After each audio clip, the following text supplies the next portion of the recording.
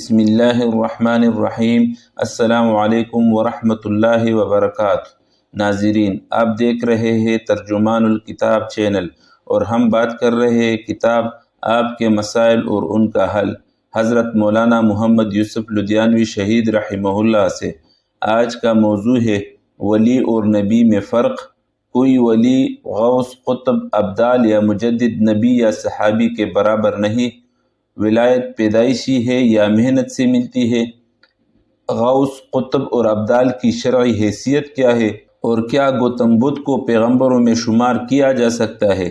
یاد رکھیے، نبی وہ ہے جس پر اللہ وحی نازل کرتا ہے، ولی وہ ہے جو اللہ کی اطاعت اور تقوی کے ذریعے قرب حاصل کرتا ہے۔ کوئی ولی، غوث، قطب یا ابدال کبھی بھی نبی یا صحابی کے مقام تک نہیں پہنچ سکتا۔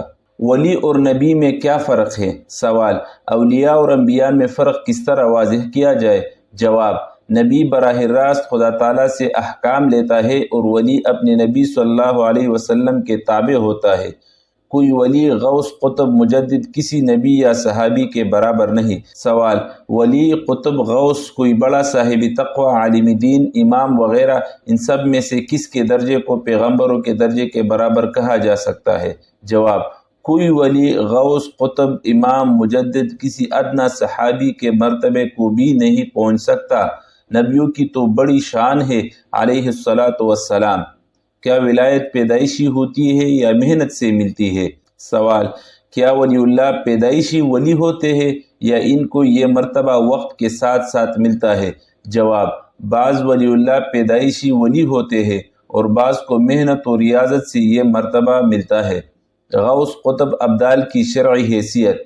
سوال: اسلامی لٹریچر میں غوث، قطب، ابدال کے الفاظ پڑھنے کو ملتے ہیں۔ کیا اولیاء کے یہ مراتب احادیث کی روح سے مقرر ہے؟ اگر نہیں تو کس نے مقرر کیے ہیں اور ان الفاظ کی حیثیت کیا ہے؟ جواب: یہ اصطلاحات بزرگان دین کے کلام سے منتقل ہوئی ہے۔ حدیث میں بھی ان کا تذکرہ ملتا ہے۔ چونکہ یہ اصطلاحات عوام کے موضوع کی چیز نہیں، نہ ان اصطلاحات پر کسی عقیدے و عمل کا مدار ہے، اس لیے ان کی تشریح کے درپے ہونے کی ضرورت نہیں۔ کیا گوتم بدھ کو پیغمبروں میں شمار کر سکتے ہیں؟ سوال: تعلیم یافتہ جدید ذہن کے لوگ گوتم بدھ کو بھی پیغمبروں میں شمار کرتے ہیں، یہ کہاں تک درست ہے؟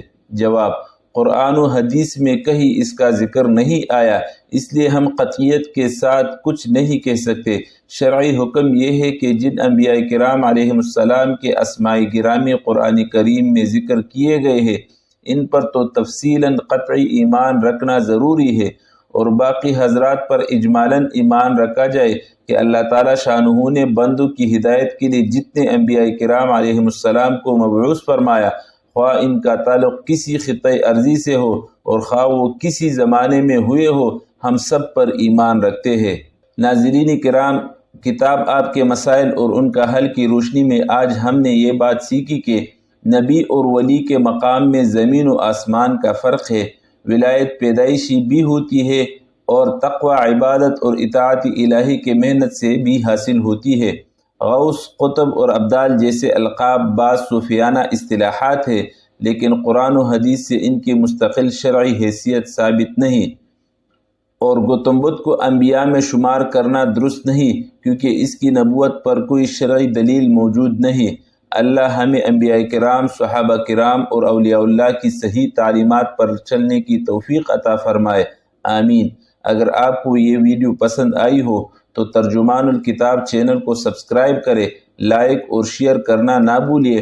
وآخر دعوانا ان الحمد للہ رب العالمین۔ السلام علیکم ورحمۃ اللہ وبرکاتہ۔